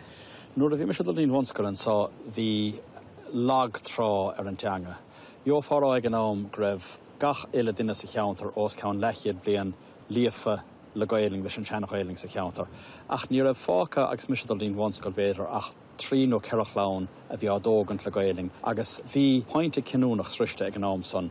In naide caig an naid bunaí ag meánscoil san na clás. Meánscoil an gailinge dar nó rud ná raibh sa cheantar ribh sin. Agus nuair a hosnig daltaí dul isteach in sa bheánscoil, hosníidir tréis reinfá blianta dul go dtíon olscoil ina dhéag sin, agus a teachtamach na blianta ina dhéag le céimena mar bhúntóirí, mar eltarí, mar líadóirí agus mar sin de. Go hoban níor bhíon gailing teanga an bhochtainna se heile ach teanga an rachmis. An bhfuil ahrú th cuimse tacaí ar a gceantar Gaeltacht seo ó bhí tusa óg. An tharú is mú hat ar teachtar an ceantar ná an fás sin. Séideag féin céad capan de bhéadú a tháinig ar an líon caintóirí gailinge le hóla sa cheantar seo in déan áramh fé séideag agus sin fás éisiíocht an ceantar sá ní dul go sin éon cheantar Gaeltacht eile. Tá áiliocht an cheantar agus a chungracht go bhailt agus caracha, tris líon mór daine an tíomh mó a bheolaisteach le curfúban se go háitiúil. Agus san orba tíocht se tris brú olmhórach ar líon na gaintirí gailge sa bobal. Tá dearagling, gach agras pobal sa cheantar is tre gailing ar itere. Cólan phobal an cólacht forbartha, Cumann Lucas Gael, grúpaí máthrags linmh na grúpaí so léir gach ile ceannacha is tre gailing ar iteriad. Agus níor hála sé ná ní raibh golóir ama chun go meach dóhan daine teachtasteach sa cheantar chun brúachar na heagríochtaí sin anpóga béarla. En is dá lenach an orbert te héachta dal raig, há seans anamha go méadóig an déan agus go lenne sé méadú agus nach daine do bhunamh na Gaeltachta ná go dain caintóirí gailinge an éachriad. Ba bhí sin tuise bhgéire gailóg an cheantar seo a bheála eis go dtín ceantar. Nach é sin an rud a bheith go hóntaach gur féidirling maintar na háite, maintar na Gaeltachta a chmád agus a lonú agus iad a chmád an sasa táchaí an sasa Gaeltacht bheith sin go hóntaach ar fad. Achas dúháin íon bhíonn seo, de bhór an éileh tar híocht ceantar. Ach tá plánig a bobbal. Creideann an tefigeocht plánála teanga, agus báil gan grúpa áitiúil mehalteanga ar Euro Cala, gúil bailach acu le 5 na tííochta agus na teanga a leis. Bhí anna chuid 5 an sa le droch flaáil le trocha blian an nos. Agus na developers a bhíon sa, agus na tógáilethe thógad ar tuthe olmhóra ar phráis anna áard. An aib ná níor tógach éon tuthe don gná duine. Nú don duine éanaach nó de rinne le income amháin a teachtasteach dín teilech. So stocha géirá bhí ann agus chunig mar sin sa phlántanga, agus stocha is sin a tháinig an plán seo do tuthe nachhaine agus tuthe gailing a thógam do bhaint na háite. Leis céimar seanis fach dtína súil gur tíe hóisiilta a bheitcha geisteach ní hinna go bailach bheith sa tálún seo.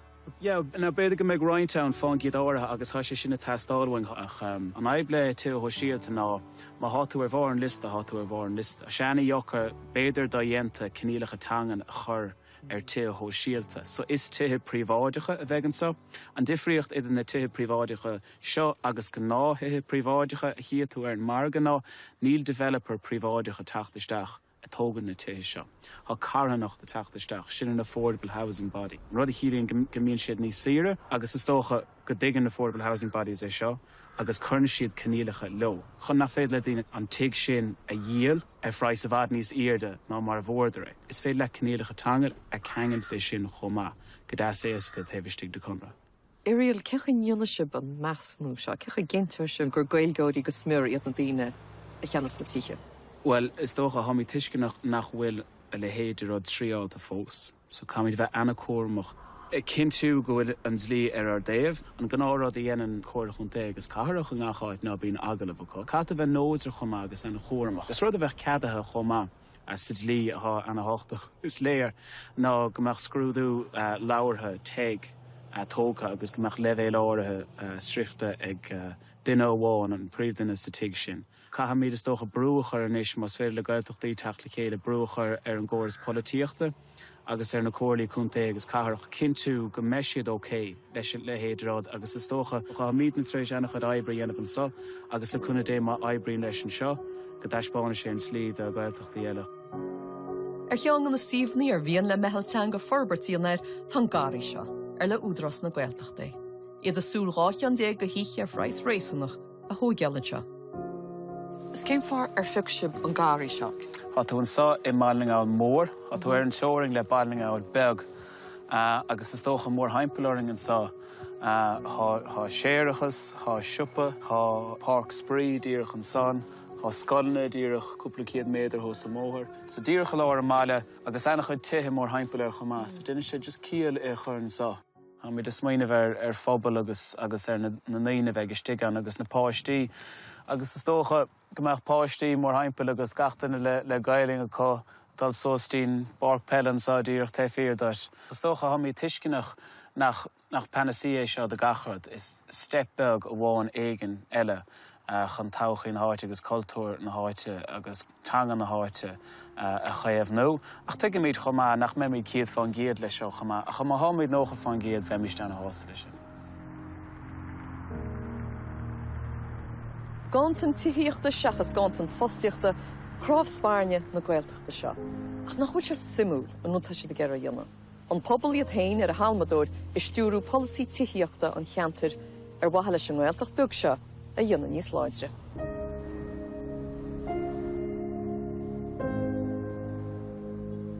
Íorthar chéirí, ceantar gailteachta bheálan na mílte na chuid áileachta. Ceantar a bhrahan ar na cuairteirí le slí bethe dhéanana. Ach crohinn se seo a chuid deocrochtaí hain, agus nío nuné a chosta se. Leis sem méid tíche tal an feiceil siar an daingan, is bug a cheappa gúil géirchéim tíochtan seo. Ach dí bhór áileachta tíomh tíre, tá sé gaiirí níos deocro chulah líana ag muintear na háite, chur fúb ina gantar hain. Seod scéal treasan í bhainín. Rá bhíle sa cúig, chus teanga bhála sin ggóla cúnta maidir le Campananáil half mahar. So dúachta me gannám go bé seo an tain ghort dá ríide, go bhíad faoi féchan den éisra slí iartas le haig tuige hógantir. Dúnach go leor plé an dagad amachchas cén sais tí agus cad leis bheitís beidir fábharach féchantir. So lenamar na teorachas an ar fad hémar ghéan fá agus cinimar go chainú a bhíle déanamhas chuir maristeach ar an blanáil. Ach me léir dúiltaíochta. Rábhlíonn go leithsocha caiitegum féin rásan I plé leis an tíaratas áirithe sin. An son I rábhíle sa cúdaíag, thugam mar féaríist agus dúrach go sonrachlumm an áit ina raibh an talamh go bhíata go meach deicireachta ann. Seair sa misná dúiltaí chana hendom. So ha mi dírig tear timpplair sin an bátasa, péisceala fuidir muid eis ólas rá go meachfaib le écantas na gurt, cum cén ceannéad. Agus ná díidir furis anna bhaile ar fad a fad I gceann buintir dúirt am hénig íoch níla pandal pléile sin bleanálís na heilnis chun pandal gorí Baron James ar fad an sa agus ra mé déadá leis dúrthúis an peanad penála héin. Duine bhí anna chárach A chóg sé ráh líon is dóm, anna gead a ráh líon go nuairt an téisian dom, go bé seo an taonráirt do chuid de halamh maithar go bhíadfaí chuisteach chead planáilis. Ach beit san is scearg mai tú chuúb lína déag a pléile seo. Steach samach. Mai cadad de hacha ho geall san áiri seo. Nílas gom dír chosciúm blian hin chas bhma mar vision feinerum, beidir go bhfuil fér ístes, nó go dain da bhíad féite cneach go míanana mí go bhíoch mí tusin chomá marrá. Digan tú go bhfuil siad béidir gur áileach na háite chosint. Ó tuigim gan dát, agus níl feib dá leid a gom leis sin. Níl éana i benéchar a gom. Ach dámar o dde, ná bheith éon sais slí go bhíad fáid cad planála, ceart é sin ará go lám díreach le. Call tú do chuúnaí fi láthir? Tá tí gur cís a gin fé láthir, timppla ar beidir 10,000 ó náitse, agus is mar sin na bheigedíarn go ceann tamil má. Cá bhís céin dead a bhaid sig iarachtaí sreasa, agus é silar nach on eisceocht an cás áirithe seo. Tá bheonan seo go háitiúil ghfuil cearta tííochta geilt ar bhaintear na Gaeltachta ar watha le dia beag na Torasóireachta. sé seo bhailín gleanna, seanna bhailín gleanna, sin áhain bhailín gleanna. Is an sa a bhí muinte an bhaile go dtí dearan na deochadaí. An san hall a rugach agus a tógach maithir Tína, Willie Devin, agus las stíorúin an san rugach agus a tógach má bháthir Tína, cáit bheit ní luing, agus mohín sean ahir, mohín sin sean ahir, agus timppla chuin an san a bhí fergad a gríist siamas bán ó chuna chúidir agus bé siamas bán mohín sin sean ahir. So, ha mi dut le tamil. Agus a cháid, bwys ydy cangol sin, peidir talo, cantar, agus do chud full bybnach. Wyl se sin un teice ag planoli he mestw nhw? O ma hahi heinig agus o hahi macharde a raibh tíd an choras planálan, so ní dólim go diginn siad saoil na tuathe. I gás na planálathe dólim go bhecinn siad línte ar bhapaí, go bhecinn siad an policy náisiúnta agus an policy atá ag an gcóirla cúnta hénig. Ná tuiginn siad can hebh go meach cangol ag duine le áit, an glú chodrumh san a bhíon ag muinte na tuathe lena nóigh hénig. Ní dólim go bhfuileantais cin fans beidir chuir sin. Ní léon gáint an tííocht an únchaoin, ach nuair a hagann siad ar a marga bíon costas idir 8 agus 400 milliún euro arú. Price nach féidir leis an duine áitiúil a íoc. Ráid a méid brenn machchan se ar cheann beidir go na raircannaí is teisinéirin. A sé go deas ceach go leor agus ní henúna go melan áitsáir a trasóirí agus cuairteoirí.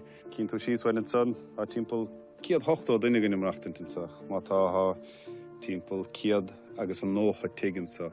Ar íhan da an áirimh 2016 bhí ciad sa 2 tiigi go san folamh, so sin 60 féin géadas na tithe folamh. Sin dúchréite. Tá bhrí sin tá níos mó tihanna daine sa fróiste. Ní héan lochta sin an daine go bhfuil tithe saoirigh chuinsa, daine breátha sé hiad ach nuair a chuireann an dlús tííochta san isteach ar bhainte na háite ar chlána teanna bhainte tiige hógannta sa, há feibe go an san. Agus a bhfuil feibán. Ceantas na rialacha a luan an cóirla cúnta nuair a bhíonn siad a dúil tú cead planála an rud go dtugann siad róglús tííochta nó excessive density of development. Is siad an forras céanna núdarrás céanna cóirla cúnta chéirí a thug an cad dus na tithe ar fadla tucha blian agus inis tá nó tithe an ágúsáidecha mar leis cíal gan cead planála thuirta bhainte na háite agus tá rud éigent anna bhí cheartta san. Tá ggéirchéim tííochta gorcochaoine, é silar go bhfuil caibhlann idir a córas planála agus mianta an phobal áitiúil. Is an chaibhlann seo ar an núláán is mú go háchaí na Gaeltachta seo.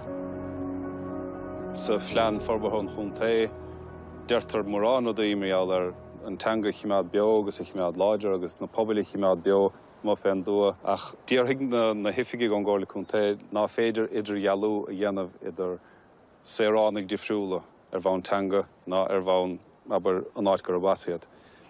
Feictar do mórnta ná fiú chuoinín siad ar chósaí teanga nuair a bhíon cinethe planála an dhéanamh acu. Tá na Gaeltachtaí lonís na háitichaí is álainn inéirin, ach tá sé deacraáil go fadalób tá siad chuscoiteach. Tá trochmóra, glaspa sérví sí go leorachab, tá siad a bhád ó na lár onna trochtala agus gnó, agus tan ráta dí ostíochta, ráta imiisce, agus ráta bochtan is níos airdintab in go leorachab na tasa go déile gon tír. Agus leag an nóstar sin na srialta dochta daingan planala a bhhainans le cantrachaí speisialta cuimhnithe tá brataí ar fud na Gaeltachtaí agus bheith thrála tain cechaí ar féidir pobl agus teanga a chothú nuair tá na dúchláin mhóra sin amach rúmpó. Sna néchadí lua, malú go mar cheart scíor mhór go Gaeltacht Chonamara chur isteach faoi scéim na cantrachaí speisialta cuimhnithe nó SSCs. Ag an nám is bu go héag líomó cúláin an tunchar a bhecha go gine seo ar a híal. Bhain muidir mar chasíomh seo agus fuil muid faoi réir le pleanáil áileán. Do réir bhí na cápaisí go isteach go ggóir le chunda, bhí muidir feic chuna feibanna. Céan chúis atá go chuite nach féitá teach a thugeala seo. Bhín cóir le chunda sa deireachí ar hall ará go bhéir National Parks and Wildlife bhí chuir deirilín. Ach sin rud a chuinn san áil go smú ormsa, céan fáin ar úte leis sin chéad lá. Scaoilú linne, dúna seog, agus nó churúd ceartaí agus bhí sainneolaí an seine plé le córas séirechas agus tu bú tiileolalas sób agus de réidir bhíon teolasá dhearra bhí sé le feicealamsa níl tú gail bheittógáil le teo. Agus a €50,000 as póca hána hain rinne líam iiritas ar cheall planála ar híomhile ar hala wintere. Muidir a máile áard an seo níl muid leabhíle bhhail an spidal, tá teach an seo ar híomháin níl tú neic le SAC, híleán nach bhfuil cúis ar dam nach féad tá tógeall san áirí seo. Nuair thosa muidir cuairtú pleanáil le teo bhí na cápaisí ar fad réitiíin, bheapte sin deimlíon nó bháblíonn dé go chuin. Agus tháinig an scéals cheappainne seapóidí riamh éir muid go ra bór le gaile mach go Conamara. Agus bhí 7 lín ar a mappa ag an am agus faríaran bhí an cáintse go tíd talann na seanin seo. So si a hála ná ce gur cholúna gar a bóthir ó thua sa gríoch ní ar ceada sin thugan maiall ar SAC agus dága se na ránaí eile lug nar ar cead ag aon duine tógeall a bhuisceat 150 méadar chaintíomh go na bóise sin go leor saitnaí ó bhear na siúr an talla nach bheith. Rinn se an chuid dochar go cheantarach on seo. Gon spideal go háirid. Tá mí heaffuil glún omláin inis cáiltín seo geantar is spideal. Ná ránthart, bud si sin gaiile agus rinn sa glún teine mé sin é déidir sin ghilge, agus na tátálainn seo is freisin. Tá muide mu téine mí machas. Tá muide thuúglan na déag cuatú ceap pleanna le techa dionne, ina go talún na héin, ina nátéin, náte rócú agus a tógiú me. Tá ríide tá bhaigna sa maidir ní bharm. Go mégadm bheith caite machas an áirteo. Agus sin ar rinne ránóg pleanáil na gaiileh. Gurinn se allcurta líam gur háan duine cíns mapa 50 blian ó hin, go chuir le sin isteach a gantar speisialta cuimhnithe agus nis nach féidir éon dulchan cína dhéanana ó híomh bóthar nó. Cirrá ránóg pleanáil an tam sin, célar na politeíin, na cóirleoirí chunda, na teachtaí dála, na ministéirí, na feisiirí Eorpa. Heb siad sin go thomláin arainn. Bú chearcamach náir arab, sos le 3,000 caite ar pleanáil, agus gon tada fáte bhhar. Agus gon tada géan den eile chun éad. Cheappainn gur bedan domáiste smó I déanú gon cheantar chosearagaí seo I díomh. Mar bhín gaeilge I leachas mar bhí sé, ach fecastumsa go chose, mhara sé cearta go cháirid I geantar is bidéil, mar bhín na gaeilgóirí ceart nús me héin, brúte machas. Ach céanach ar hála se, bhfuil lonú na bobbal gaeltachta fitte fúte le scéim ceantar chuimhnithe. Céas I dónig SACs. Dúnú sacrú ag leibh na Eorpa ar dús go meach a léhéide an agus chur cholit hír san Eorpa isteach bléin héin chuig an gomisisiú. Cadíomhann sin iad agus an sin cadíomhéad instant parliamentary éagsúla ag na tíre éagsúla.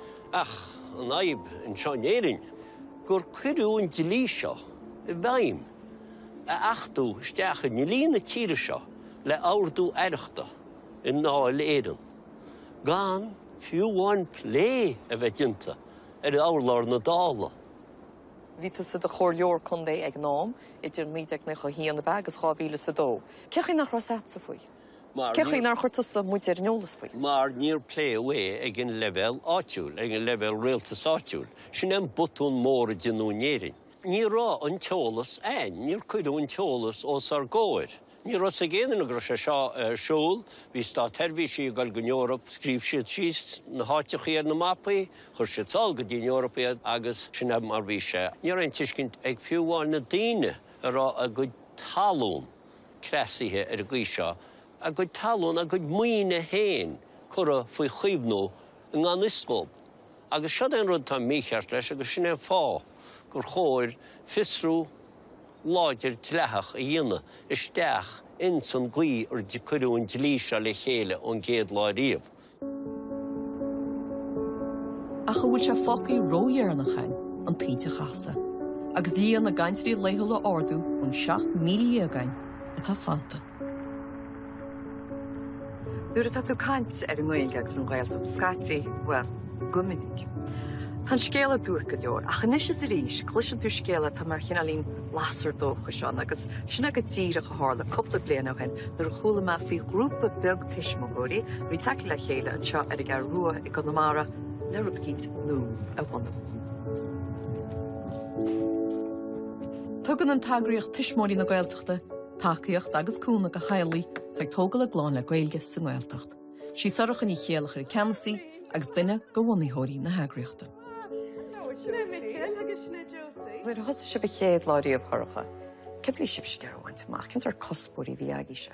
sé an siimplí cóúidir go duchucht daine is tócha a bhí tógan de glán na Gaeilge le chéile le cóúidir i chimáid le chéile. Agus chás go héanad mechas sin. Chás na siamsán, tá rangan ar siúla goin inis, bhí mar déanana áchodíocht agus onadíocht agus rudí mar sin inis, agus dáiste sin an fadamachas a gódóidir seo agus. Bhín sé bhuaig na húranta nuair tatú tógan de chlán na Gaeilge, bhín sé dechan ach nuair a hasagat go bhfuil grúpa daine atá cosúla tain agus go mrahan tú an takeíocht os na daine sin. Tugann sé 6 muín deit agus is doch gur bina bhí testáilt bhain. A hééis roiin blianta chugus stát ordearí agus a méid bhí se beanna. Dim rud a dhéanana hapa agus dócha níosan agus táidir sahannéis agus táidir féimúil go náisiúnta agus tá fuan de heise going agus níor bhí sin tócha a níos bhí riomhgoing de hiispáin na Gaeltacht de hála sé mar seo. Agus éile chu dená na heagraíochtaí seo a bhí nánar san na Gaeilge, bhí si de búla báirs, bhí si de caint féródaí. Ní ramar na déana ar mar sin, bhí mar déana rudí practicúú mar teachla chéile, bhí mar caint le chéile. As bhí mar déana na hebre seachs bheith caint féid. Tá próséis pleanal le teanga fi an teol, agus tá pleanan na cadaí go 6,000 go limistéar Gaeltachta, agus is cin €2 billiún cadaí hób. Caafar agrachtaí ar nos tiismóí na Gaeltachta a bheith lárnach in ngach plean. sé buna agus spór na pleanal sangan ná an teilech agus ní bheith géanach lún eile de his de haintúna dúcha seán. Mura láran dína Gaeilge lena go páistí. Agus don teilech a láran Gaeilge lena go páistí tá takeíocht tiltecha. Agus cíhí míadna is dócha tartaí hiismóirí na Gaeltachta sa chéad glún eile agus tugann sé sin dóchas dúinge, tugann sé dóchas na páistí, go méid glún eile de chaintúirí dúcha seán agus taríidir go donna ach taríidir mar atá ach bu cheacúin go meach dóchas fuich má. I gapan tú go bhfuil rudí go donna. Ní féidir an taidir fad a héana, ní féidir a méid a thá scríte agus a méid a thá fáiltethe a héana. Tá sin mar atá sé, ní réon bhréag a lúsant. Ach mar sin héin, tá spléacha seos an siúd, agus tá spláin feaga heimpa na háit, is caithead tú cuioine bhar sin, is caithead tú an dóchas a bheit god, mar mur bhfuil dóchas a god, ní dhéana tú nábhar. Ní hope tú do plán le Gaeilge mar a gapan tú go fiú agus tá súla gom leis próses pleanal le teangan chumá go nethró sé sin rudaí. Bíochas acu anú ná bíoch. Tá na pobl Gaeltachta sáitinis sa ngéirchéim le cuncheap na Gaeltachta a chlánú. Éis 100 bliain gaoireachtaí, an bhfuil muid rite amachchas bóthar.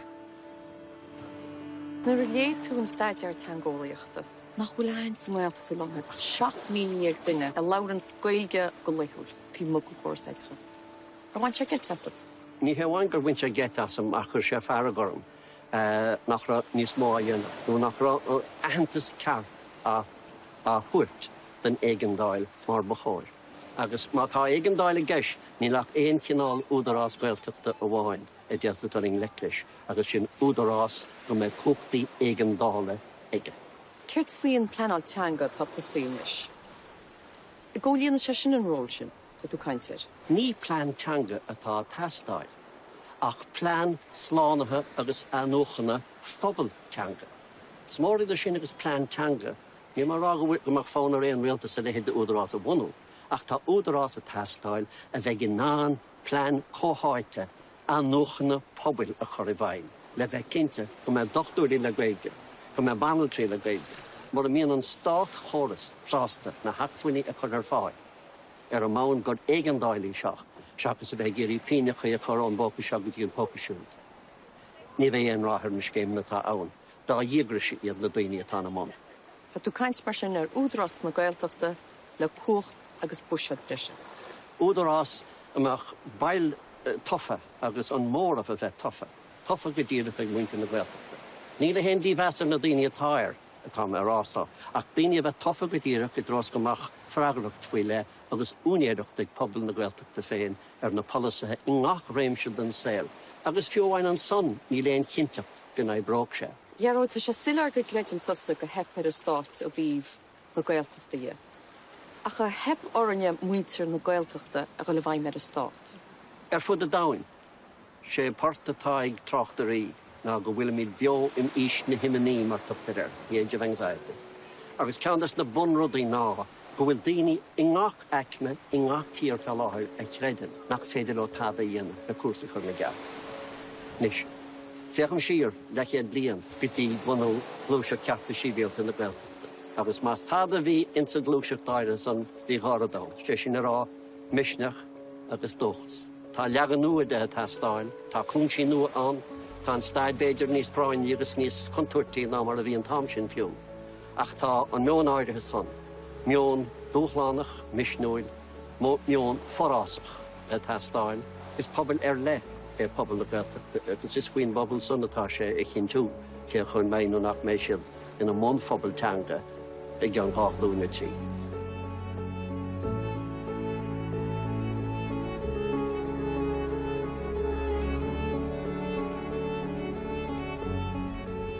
Tá rá na Gaeltachta agus rá an phobal fitte fuairte na chéile. Ar nuas ionanéad. Ach mura bhfuil postan i gáard chaidan ar fáil sa Gaeltacht, ní anna teilí óga na líne seo. Mura bhfuil na an teach a thógeall nó i cheannacht, i meis den ná cur fúbán. Agus má cháileann mu tuile seirbhísí sa Gaeltacht, i meis den ná fannacht. Agus má leanna muid a rá mar a támuid. I gréidir muid an áíre píre go bheith muid fés a chósaí Gaeltachta linar linn. Agus cáhain na freigraí ar na ceistení seo ar fad. Hálí na cóirla condé, sa dáil, sa mrúséil, nó a bhfuil se go chumas, go háneocht agus go bhisneach ag na pobl Gaeltachta gníomhú ar a son hain. Agus má tá, híla go bod an tám. nó a cheirid is sem meile seit régiú. Bei le feiceáil.